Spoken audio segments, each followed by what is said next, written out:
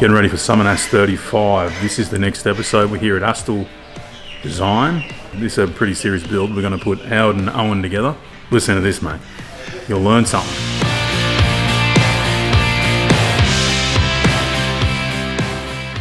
How good to catch up with you again, Howard. How are you, mate? And you got another car for Summernats. Mate, under the pump. That's crazy. Tell me a bit about this one. Mate, this one's, I call it a hybrid. So it's a 77 XC four-door. Customer came with me, he's owned the car a long time. It had been to a couple other shops, been collecting parts forever. And as you've probably seen already, there's a Boss 9 all aluminium big block. And then he's mated up a ZF FG gearbox. And that started this whole FG Falcon thing because I needed enough room for the gearbox. So then we started playing floors, and then, can we do floors? We'll do dashes. And of course now we've got half the FG in there, which gives us all the creature comforts of a late model car.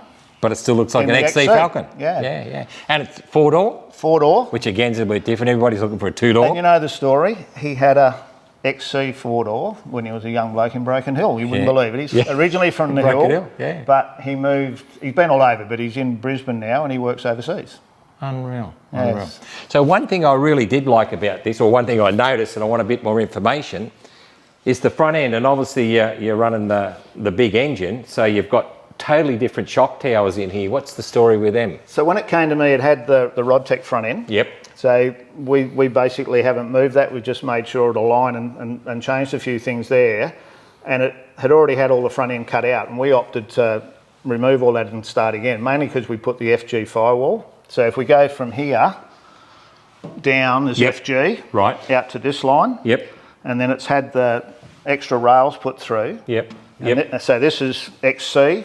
We've plated all this in with 3 mil. Because these were just finished here and all open, weren't they? Yeah. And then after talking with the owner with what I was looking for, the idea was then to have towers, because I don't like that boxed out. Just looks like a big wedge, doesn't it? Exactly. Yeah. And I call them a bathtub engine. Yeah. And I don't really like that look. I mean, we did that in the 80s. Yeah.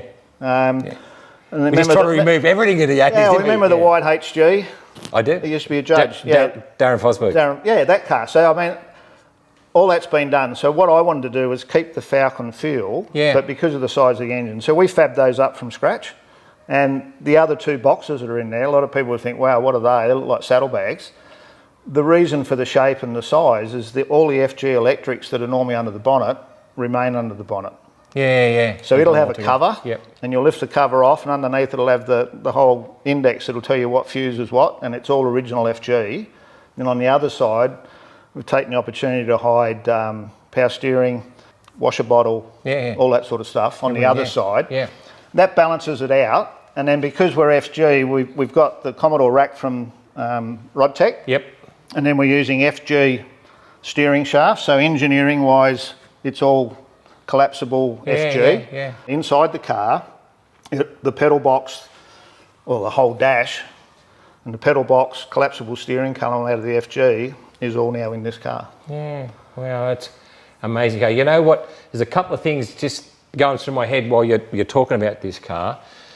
It's actually really well thought through, obviously, and people, it's a big thing with me. People have got to understand what they're building, or they've got to know what they want to build. So I'm sure he's come to you with a plan, or has it evolved? Well, it did evolve, but I mean, initially when it came to me, there was a lot of things that we talked about and we decided the direction we'd take. And one of the 3 things that were set, which was motor, gearbox, and the diff, and it's got a Kugel independent rear in it. Which is usually in a hot rod rather than one of these, And for those that, not sure about what that is, it's a bit like a Jag rear end. So very much, but it's got a Ford 9-inch centre in it. So my thinking with him was to be able to use the FG floor to match the gearbox and the centre shaft and all those things from an engineering perspective, because this is being engineered in Queensland. Yeah, okay. So there was a lot of boxes that needed to be ticked to get it to approve. And one of the things is seat belt, seats, seat mounts. Now we've got dash, collapsible steering columns, all those things all go towards, if you're going to make changes, to make sure it complies. So that was the evolving part, because when it came to me, it was going to have an XC dash, but it was going to have BF seats and console and stuff in it. And I said, look, I reckon I can make that matte match up and look okay. Then when he said, can we go FG? I said, well, okay. Much better. What that's done now is we're running all the original computers. So we actually bought a complete car. Yeah. So and using this part of it here, a bit of dash. Because we needed the electrics. Yeah. And with late model, there's about 3-4 boxes that control electronics. Yeah. And the dash cluster all have to match. Yeah.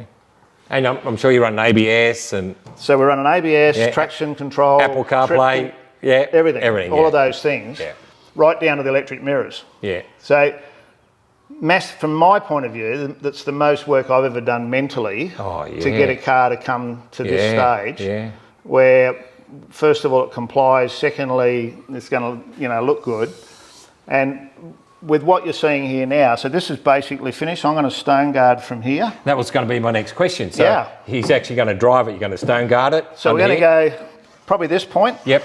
Under the guard. And from here up under the front guards. Yep. And we'll stone guard through the middle. And we're just doing a bit of filler work back here now. It's all coming out too nice. So of course. This will probably be satin through here. Yeah. Okay.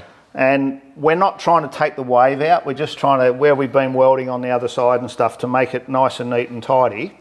And then it's got a drop tank here that we've made very similar size and shape to the original. So when you look from the back, there's no drop. It disappears.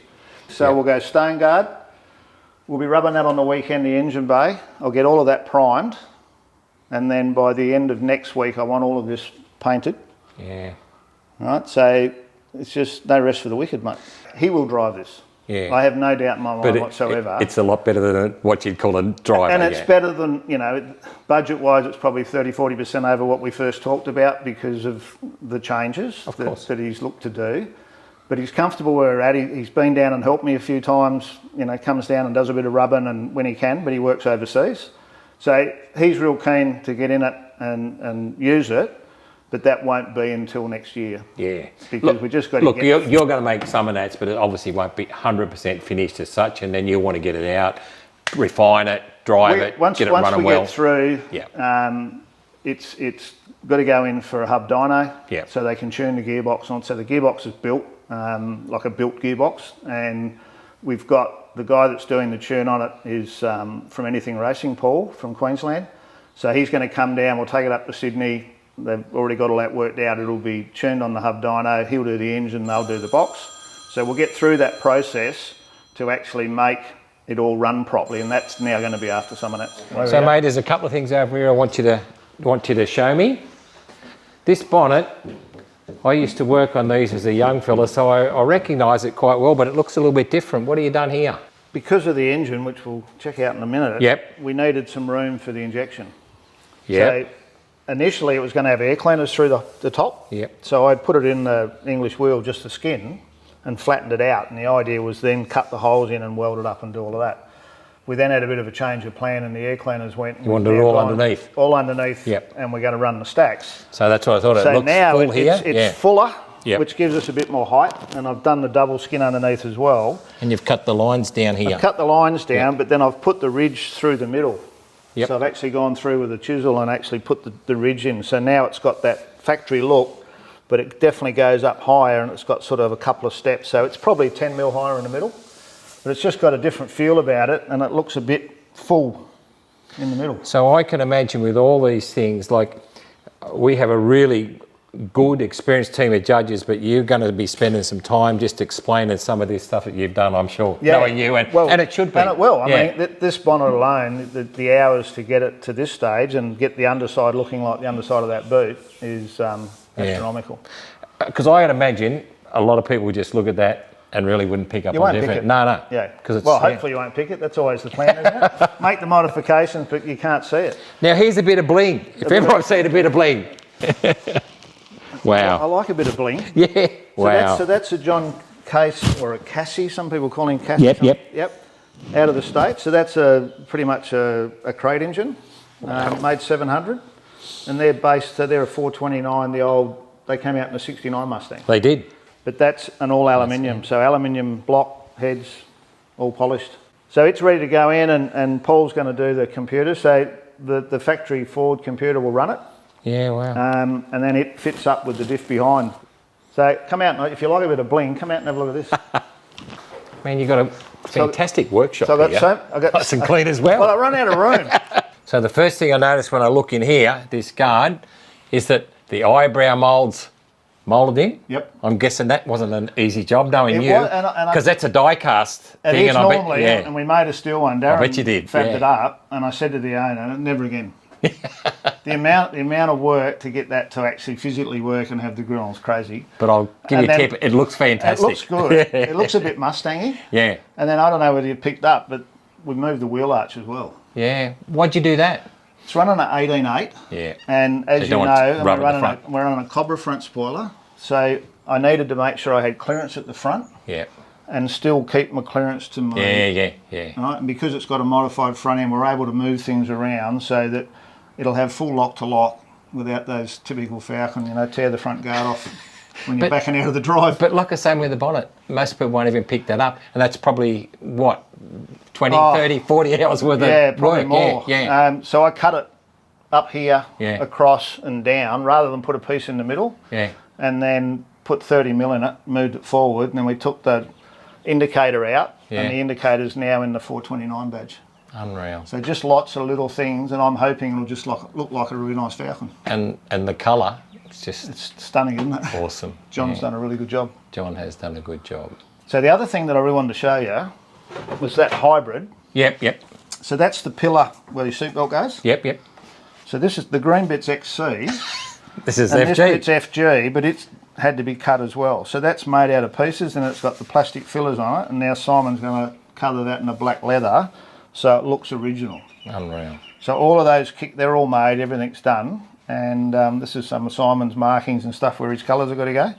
So there's a whole box full of those, but all of that work's done, now waiting, and Simon will move forward with it. Short version of a long story, because this is going to be another story in itself about judging a car like this, but how are you going to get all that across to the judges at Summernats? YouTube.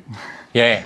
Hopefully they're watching. I mean, there's so much, and we've been I know there is. so much. It's overwhelming, and if we're doing 500 cars at the event, and we've done it with books before, and we've been involved in that. Yeah. And I mean, trying to get the information across, and I understand the role you guys play and how much you've got to do in a very short period of time. Yeah. So trying to get across this car, most complex car I've ever built, by far. Well, that's interesting come from you because you've built some pretty good cars. Crazy stuff. Yeah. Interesting. So, okay, just you got to come to Summernats anyway. There's so many great cars, but boy, come and have a look at this thing. It is awesome. And it will be there, finished or not. Sure.